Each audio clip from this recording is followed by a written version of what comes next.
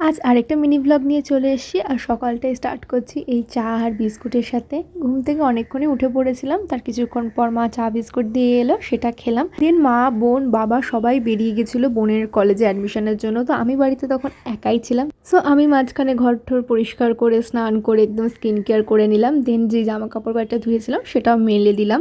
আর স্নান করে কিছু খেতে ইচ্ছা করাতে একটু বাদাম আর দেখলাম কলা আছে, তো সেটাই খেয়ে নিলাম। আর কিছুক্ষণ আগেই বৃষ্টি পড়েছে, তো ওয়েদারটা বেশ ভালোই হয়ে রয়েছে। আর আমাদের তুলসী গাছটা দেখো কতটা বড় হয়ে গেছে। দেন আমি লাঞ্চটা একাই করে নিলাম, ছিল ভাত, ডাল, আলু পোস্ত।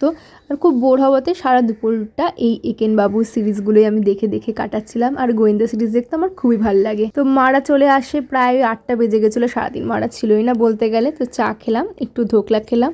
আর ডিনারের জন্য কি খাবো করতে করতে ভাবলাম আজকে ম্যাগি খাওয়া যাক।